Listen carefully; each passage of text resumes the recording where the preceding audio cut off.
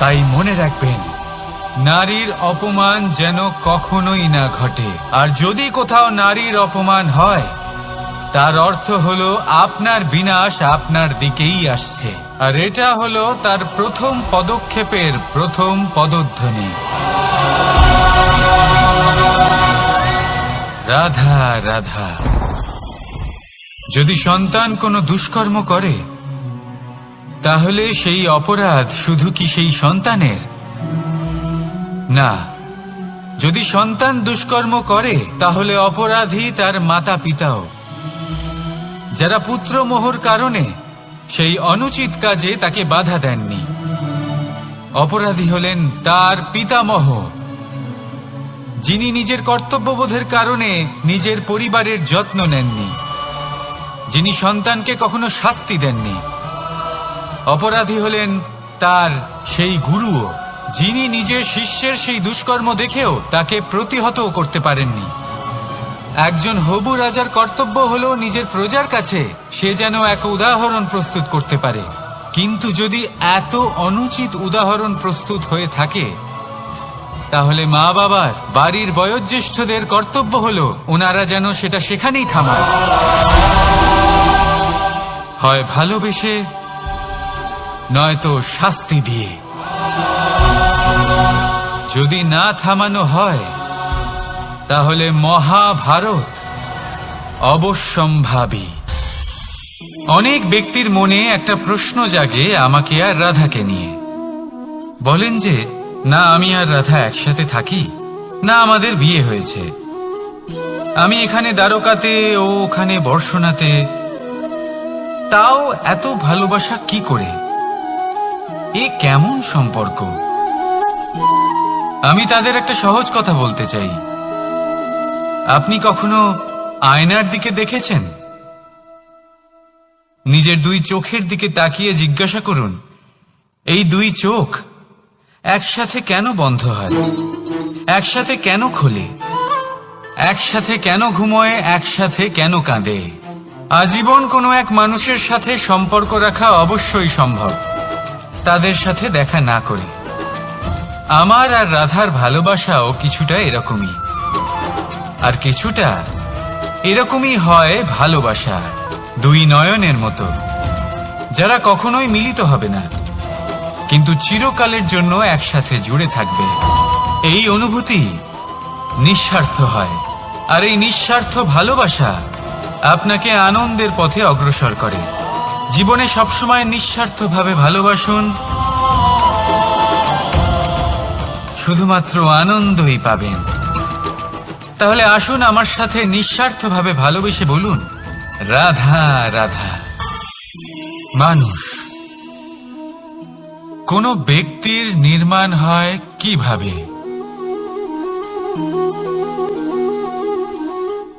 কেউ বলবেন পঞ্চতত্ত্বের দ্বারা, কেউ বলবেন আত্মা, দেহ ও চেতনার দ্বারা, কেউ বলবেন ঈশ্বরের কৃপার দ্বারা, তো কেউ বলবেন এই প্রকৃতির পরীক্ষার দ্বারা। না, মানুষের নির্মাণ হয়ে থাকে বিশ্বাস দ্বারা। ব্যক্তি তখনই গড়ে ওঠেন যখন ব্যক্তিত্ব থাকে, ঠিক কিনা? আর ব্যক্তিত্ব তখনই হবে আর সেরকমই হবে যেরকম বিশ্বাস আপনি নিজের উপরে রাখবেন। যদি আপনি মনে করেন আপনি বিষের ন্যায় হবেন, তাহলে আপনি বিষাক্তই হবেন। যদি আপনি এটা মনে করেন যে আপনি অমৃতের ন্যায় হবেন, তাহলে আপনি অমরই হয়ে যাবেন। যদি আপনি নিজের উপরে বিশ্বাস রাখেন যে আপনি সংসারের সব থেকে উঁচু পর্বতের শিখরে পৌঁছতে পারবেন, তাহলে আপনি অবশ্যই পৌঁছবেন। যদি আপনার এরকম মনে হয় যে আপনি এরকম কখনো করতে পারবেন না, তাহলে এরকম কখনোই হবে না। ভেবে দেখবেন, বিশ্বাসের মধ্যেই বিশ্ব বাস করে থাকে, তো আপনার অস্তিত্ব কেন করবে না? যেমন বিশ্বাস আপনি নিজের উপরে রাখবেন, তেমনই আপনি হয়ে উঠবেন। সেই জন্য নিজের উপরে বিশ্বাস রাখুন, আর হ্যাঁ, ভালোবেসে বলুন রাধা রাধা। শত্রুতা, একজন মানুষ অন্য মানুষের সাথে শত্রুতা করে বসেন, দুজন ঘনিষ্ঠ বন্ধু। এমনও এক সময় আসতে পারে যখন এনারা একে অপরের শত্রু হয়ে ওঠেন। এর অনেকগুলো কারণ হতে পারে, কিন্তু মূল কারণ হল আলোচনা। আগে হ্যাঁ, আপনি যদি কারোর বিষয়ে আলোচনা করেন তাহলে সে আপনার শত্রু হয়ে যেতে পারে। এবার মনে একটা প্রশ্ন আসতে পারে যে এটা কিভাবে সম্ভব হতে পারে? আলোচনা, এটা তো অত্যন্ত জরুরি। যদি আমি নিজের বন্ধুর খারাপ কাজের বিষয়ে আলোচনাই না করি তাহলে সে শুধরবে কি করে? কথা সত্যি যে আলোচনা আবশ্যক, কিন্তু তার থেকেও বেশি গুরুত্বপূর্ণ এবং আবশ্যক হলো আপনার এই সিদ্ধান্ত এটাই যে আপনার এই আলোচনা কোন স্থানে করবেন। যদি এটা সবার সামনে করবেন ভাবেন, তাহলে তা অপমানও হয়ে যেতে পারে। যদি এটা আলাদাভাবে করেন তাহলে তা পরামর্শ হয়ে যায়। অপমান কেউ স্বীকার করতে পারেন না, কিন্তু পরামর্শ সকলের ভালো লাগে। তাহলে যদি আপন কারোর জন্য ভালো কিছু চান, কাউকে শুধরে দিতে চান, আর আপনার মনে হয় আলোচনা আবশ্যক, তাহলে সর্বপ্রথম সময়, পরিস্থিতি আর স্থানের কথা মনে রাখবেন, নয়তো এই আলোচনা আপনাকে খুব ভোগাতে পারে। তাহলে আসুন আমার সাথে ভালোবেসে বলুন রাধা রাধা। আপনার জীবনেও কি সমস্যা রয়েছে? অবশ্যই থাকবে। প্রত্যেকের জীবনেই সমস্যা থাকে। প্রত্যেক মানুষ জিজ্ঞাসাও করেন যে এই সমস্যা আসলে কি আর কেন আসে জীবনে। আপনাকে একটা কথা বলে দিই যে সমস্যা আসলে সেটা নয় যা আপনার পথে বাধা সৃষ্টি করে, বরং সমস্যা হলো সেটাই যেটা আপনি তখন দেখতে পান যখন আপনার একাগ্রতা আপনার পথ থেকে, আপনার লক্ষ্য থেকে সরে যেতে থাকে। আর এই সমস্যাগুলি দূর করার জন্য, এর সমাধান করার জন্য একটাই পথ আছে, নিজের সমস্ত ভাবনা আরো একবার একাগ্র করুন নিজের পথের দিকে, নিজের লক্ষ্যের দিকে। আপনার সমস্ত ভাবনা যদি কেন্দ্রীভূত হয় নিজের লক্ষ্যে, তাহলে এই সমস্যা দূরে থাকবে। যদি এরকম না হয়, যদি আপনার মন একটু অন্যদিকে চলে যায়, তাহলে এই সমস্ত সমস্যা আবার সামনে চলে আসে আর বাড়তেও থাকে। দেখুন, যেখানে আপনার লক্ষ্য রয়েছে, বাণ যদি সেখানেই চালাতে হয়, তাহলে দৃষ্টি তো সেদিকেই রাখতে হবে। তবেই তো আপনি সেই লক্ষ্য ভেদ করতে পারবেন। সেই জন্য মনে রাখবেন, সর্বদা লক্ষ্য রাখবেন নিজের পথে, সেই পথেই সামনে এগোতে থাকুন নিজের লক্ষ্যের দিকে। আপনি যত সামনে এগোতে থাকবেন এই সমস্যা তত পিছিয়ে যাবে। তাহলে আসুন আমার সাথে ভালোবেসে বলুন রাধা রাধা। এই পাখিরা সত্যি খুব সুন্দর, আমার খুব ভালো লাগে। আপনি নিশ্চয়ই শুনে থাকবেন যে কিছু পাখির কাছে ডানা অবশ্যই থাকে, কিন্তু উড়তে পারে না। তারা চায় উঁচু আকাশে উড়ে বেড়াতে এবং মেঘেদের সাথে কথা বলতে, করতেই পারে না। এবার এই সংসারেও পাওয়া যায় ঘুড়িও। এদের মধ্যে না জীবন আছে, না প্রাণ আছে, আর না আছে ডানা, কিন্তু এরা আকাশের সাথে কথা বলে, হাওয়ার বেগের সাথে কথা বলে, আনন্দ করে, উৎফুল্ল হয়ে ওঠে, আকাশে জীবনের কিছু মুহূর্ত কাটায়। তার কারণ কি হতে পারে? কারণ হলো সুতো। এই সুতো যদি সঠিক হাতে থাকে, তাহলে এই কাগজের তৈরি ঘুড়িও আকাশের উচ্চতায় উড়ে বেড়াতে পারে। এবার এই সুতো আসলে কি? এই সুতো হলো আসলে ভালোবাসার, এই সুতো হলো আসলে বিশ্বাসের। আর এটা আপনি দিয়ে থাকেন তাদের হাতে যাদের আপনি বিশ্বাস করেন, যাদের আপনি নিজের সর্বস্ব দিয়ে দেন। ভেবে দেখুন, এই ভালোবাসা আর বিশ্বাসের সুতো আপনি যদি সঠিক মানুষের হাতে দিয়ে দেন, তাহলে আপনি অনেক উচ্চতায় উঠতে পারবেন, আকাশের উচ্চতায় উড়ে বেড়াতে পারবেন, মেঘের সাথে কথা বলতে পারবেন, পাখিদের মতো উড়তে পারবেন, যা ইচ্ছে তাই করতে পারবেন। শুধু এই মানুষ সঠিক হতে হবে, এমন একজন মানুষ যার মনে আপনার জন্য ভালোবাসা রয়েছে, এমন এক মানুষ যার মনে কোনো স্বার্থ নেই, যিনি পরোপকারী, এমন একজন ব্যক্তি যিনি আপনার অস্তিত্বকে বাইরে নিয়ে আসতে পারবেন, তাকে উজ্জ্বল করে তুলবেন। তাহলে ভালোবাসুন, আনন্দ করতে থাকুন, আর এই আনন্দ সহকারে বলুন, রাধা রাধা। আমরা সকলে এমন ব্যক্তির সাথে থাকতে চাই যারা খুব মিষ্টি কথা বলেন, যাদের ব্যবহার আমাদের ভালো লাগে, যারা দেখতে সুন্দর হন, যাদের আমরা পছন্দ করি। আর সবসময় এমন ব্যক্তির থেকে দূরে থাকতে চেষ্টা করি যাদেরকে আমরা পছন্দ করি না, যাদের কথা আমাদের খারাপ লাগে, যাদের কথা একটু কঠোর হয়। আমরা সবসময় চেষ্টা করি এদের থেকে দূরে থাকার, ঠিক কিনা? কিন্তু যদি বাস্তবটা দেখি, তাহলে এই কঠোরতা জীবনে শান্তির প্রলেপ দেয়। ওষুধও একটু কড়াই হয়, কিন্তু এ কি করে? আমাদের সুস্থ করে তোলে। ঠিক সেইভাবেই ভালোবাসার এই অধ্যায় একটু কঠিন, একটু কড়াও মনে হতে পারে, কিন্তু এর ফল সবসময় আপনাদের স্বাস্থ্যের পক্ষে ভালোই হয়। সেই জন্য যদি কেউ আপনার নিন্দে করে, আপনাকে কড়া কথা শোনায়, আপনার ব্যাপারে আলোচনা করে, তার মানে এটা নয় যে সে আপনার শত্রু। হতে পারে তিনি আপনার বন্ধু হন, আপনার জন্য ভালো চান, আপনাকে শুধরে নিতে চান, আপনার মধ্যে কোনো পরিবর্তন দেখতে চান। সেই জন্য কখনো কারোর কথা শুনে বা কাউকে দেখে প্রাথমিকভাবে এই সিদ্ধান্ত নেবেন না যে তিনি আপনার শত্রু হন নাকি আপনার বন্ধু হন। এমনও শত্রু হয়ে থাকেন যে গুড়ের মতো মিষ্টি মিষ্টি কথা বলে আসলে আপনাকে বিষ পান করিয়ে দেবেন।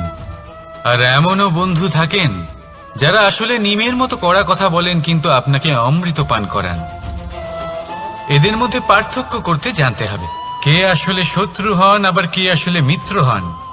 এই পার্থক্য যখন আপনি করতে শিখবেন, তখন আপনি এই সংসারের সব থেকে সুখী প্রাণী হয়ে উঠবেন। এই পার্থক্য বোঝা সহজ নয়, কিন্তু অবশ্যই আবশ্যক। রাধা রাধা। অসুখ। এমন কোন মানুষ আছেন এই সংসারে যার অসুখ করে না? প্রত্যেক মানুষ কখনো না কখনো অবশ্যই অসুস্থ হয়েছে, তার এই শরীর রোগের শিকার অবশ্যই হয়েছে। এবারে দেখুন, এই রোগ আসে, আবার এই রোগ চলেও যায়, কিন্তু সেই রোগ আমাদের কষ্ট দিতে কেন সক্ষম হয়? কারণ হলো স্বচ্ছতা। যদি এই স্বচ্ছতা শরীরে না থাকে, তাহলে মানুষকে শারীরিক কষ্ট পেতেই হবে। ঠিক সেইভাবেই অত্যন্ত প্রয়োজনীয় হলো এই স্বচ্ছতা যেন মনেও থাকে। যদি এই স্বচ্ছতা মনে না থাকে, তাহলে মানুষ চারিত্রিকভাবে কষ্ট সহ্য করেন। এবারে নিবারণ কি হতে পারে? বড়ই সহজ এর উপশম। যদি রোগ শরীরে হয়, তাহলে সর্বপ্রথম স্বচ্ছতা বজায় রাখতে শিখুন, এই শরীরকে পরিষ্কার রাখতে শিখুন। বিচক্ষণতার সাথে এই রোগের সম্মুখীন হন, ভয় পাওয়ার কোনো দরকার নেই। ব্যায়াম করতে থাকুন, সব ঠিক হয়ে যাবে। সেইভাবেই যদি এই অসুখ মনে হয়, তাহলে কি করা যায়? সর্বপ্রথম তার আধারের উপরে নজর দিন। আপনার এই আধারই হলো আপনার আহার। যা আপনি আহার করবেন, সেরকমই মানুষ হয়ে উঠবেন। সেইভাবেই আপনি যেরকম ভাবেন, সেরকমই মানুষ হয়ে উঠবেন। সেই জন্য নিজের ভাবনাকে শুভ করুন, নিজের দৃষ্টিভঙ্গিকে শুভ করে তুলুন, সবকিছু সঠিক হবে। আপনার আমার সবার মধ্যেই এক রাক্ষস বাস করে, তার সম্মুখীন হন, তাকে পরাস্ত করুন। তাহলে এই রোগ সে শরীরেই হোক বা মনের মধ্যে, যদি সঠিক সময় তাকে আটকানো না যায়, তাহলে যে কোনো সময় তা মহামারীর রূপ ধারণ করবে। সেই জন্য সাবধানে থাকুন, সুস্থ থাকুন। তাহলে আসুন, আমার সাথে ভালোবেসে বলুন, রাধা রাধা। কখনো কখনো আমরা খুব ব্যথিত হয়ে পড়ি। আমরা নিজেদের পরিবারের জন্য এত কিছু করি, আর তারা আমাদের দেখলেই ভয়ভীত হয়ে পড়ে, আমাদের দেখলে বিরক্ত হয়। কখনো নিজেদের সন্তানকে বিকাশের পথে অগ্রসর করার জন্য আমরা তাদের উপর একটু জোর দিই যাতে তারা পরিশ্রম করে, কিন্তু সেই সন্তান আমাদের উপর বিরক্ত হয়ে পড়ে। কখনো সন্তানকে সঠিক শিক্ষা দেওয়ার জন্য আমরা তাদের কিছু সীমা নির্ধারিত করি, তখন সেই সন্তানের চোখে নিজেদের জন্য আমরা ঘৃণা দেখতে পাই। মানুষ কেন ব্যথিত হবে না? দেখুন, যখন সূচের দ্বারা আপনি বস্ত্র সেলাই করেন তখন সূচের আঘাত সেই বস্তুকে সহ্য করতে হয়, কিন্তু তাতে সেই সূচ বা আপনার উদ্দেশ্যে কোনো প্রভাব পড়া উচিত নয়, কারণ আপনি তো আপনার কর্ম করছেন, আর তাও পূর্ণ নিষ্ঠা ভরে, এবং অবশেষে আপনার উদ্দেশ্য শুভ প্রমাণিত হবে। তাই কেউ বিরক্ত হচ্ছে বলে বা কারোর চোখে নিজের প্রতি ঘৃণা দেখার ভয়ে কখনো পিছিয়ে যাবেন না। কষ্ট না করে বিকাশ সম্ভব নয়। কর্ম করতে থাকুন, সবকিছু শুভ হবে। আসুন আমার সাথে ভালোবেসে বলুন, রাধা রাধা। মাতা পিতার মনে সবসময় এই বাসনা বাস করে যে ওনাদের সন্তানের যেন মঙ্গল হয়। নিজের সন্তানকে সেই সবকিছু দেওয়ার সবসময় চেষ্টা করতে থাকেন যেগুলো তারা নিজেরা নিজেদের জীবনে কখনো পেতে পারেননি, এবং এই প্রক্রিয়ায় সবথেকে গুরুত্বপূর্ণ বিষয়টি ভুলে যান, নিজের সন্তানকে সেই জিনিস দেওয়া যেটা উনি সব থেকে আগে পেয়েছেন। আমি ধনের কথা বলছি না, আমি বলতে চাইছি নিজের অভিজ্ঞতা দ্বারা ওনারা যে মানসিক স্থিতি লাভ করেছেন, ওনারা যে মর্যাদা লাভ করেছেন, যে শিক্ষা ওনারা লাভ করেছেন, সবার আগে নিজের সন্তানকে সেটা দেওয়া প্রয়োজন। সেটা যদি নিজের সন্তানকে দিতে পারেন তাহলে এই সন্তান জীবনে তার পথে এগোতেও পারবে, ধন অর্জন করতে পারবে এবং শক্তিশালী অনুভবও করতে পারবে। সেই জন্য সন্তানকে সবার আগে সেটা দান করুন যেটা সব থেকে বেশি মূল্যবান। সেটা দিন যেটা আপনি সবার আগে লাভ করেছেন। আসুন আমার সাথে ভালোবেসে বলুন, রাধা রাধা। ধন, সম্পদ, ঐশ্বর্য, মানুষ হয় নিজের সৌভাগ্যের দ্বারা এগুলো লাভ করে থাকেন বা কর্মের দ্বারা। সৌভাগ্য আসলে কি?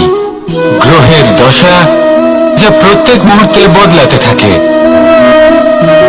কর্মের মাধ্যমে যখন আপনি ধন অর্জন করেন তখন সেই ধন আপনার আগামী প্রজন্ম লাভ করে। সেটা হয় সে ভোগ করে বা তার জন্য তার ভোগান্তি হয়, আর এটা নির্ভর করছে আপনার কর্মের ওপরে। কি কর্ম করেছেন আপনি সেই ধনকে লাভ করার জন্য? যদি আপনি সৎ পথে চলেন, নিষ্ঠা ভরে আপনি কর্ম করে থাকেন এবং তার ফলে আপনি ধন অর্জন করে থাকেন, তাহলে আপনার আগামী প্রজন্ম সেটা ভোগ করবে, সেটা প্রয়োগ করবে নিজের বিকাশের জন্য। কিন্তু যদি আপনি কুকর্ম করে থাকেন, কোন রকম ছলনা করে থাকেন এই ধন লাভ করার জন্য, তাহলে 100% আপনার আগামী প্রজন্মকে এর জন্য ভুগতেই হবে। তাহলে আপনি কি চাইবেন? যে আপনার আগামী প্রজন্ম সুখ ভোগ করবে নাকি আপনার কুকর্মের পরিণাম ভোগ করবে? নির্বাচন আপনারই। আসুন আমার সাথে ভালোবেসে বলুন, রাধা রাধা। কর্ণ, সূর্যপুত্র কর্ণ, স্বয়ং সূর্যের পুত্র, দেবী কুন্তীর প্রথম পুত্র। সেই কর্ণ যার একটি বাণ আমার রথকে, সেই রথ যার উপর মহাবলী অর্জুন বিরাজমান ছিলেন, যার পতাকায় স্বয়ং হনুমান ছিলেন, সেই রথকে তার একটি বাণ ধসিয়ে দিতে পেরেছিল। দৈব কবচ কুণ্ডলধারী কর্ণ, সেই কর্ণ যুদ্ধক্ষেত্রে নিজের সমাপ্তির সম্মুখীন হলেন। কারণ কি ছিল? নির্বাচন। দুর্যোধনের সাথে বন্ধুত্ব রাখার জন্য, তার অনুচিত কর্মে কোনোদিন কোনো প্রতিবাদ করেননি, তাকে সঙ্গ দিয়েছেন এই নির্বাচন। যখন দ্রৌপদীর বস্ত্রহরণ হচ্ছিল তখন তাকে বাধা দেওয়ার বদলে নীরব থাকার নির্বাচন, তার বিরোধিতা কখনো না করার নির্বাচন। এই নির্বাচনই কারণ হয়ে দাঁড়ালো কর্ণের পতনে। এই সংসারে সবার উপকার আপনি স্বীকার করতে পারেন, তাকে সম্মানও করতে পারেন, কিন্তু তার সামনে এতটাও নত হবেন না যে নিজের অন্তর্মনের কথাটা আপনি শুনতে না পান। নির্বাচন যদি ধর্মসঙ্গত হয় তবেই তা শুভ হয়। আসুন আমার সাথে ভালোবেসে বলুন, রাধা রাধা।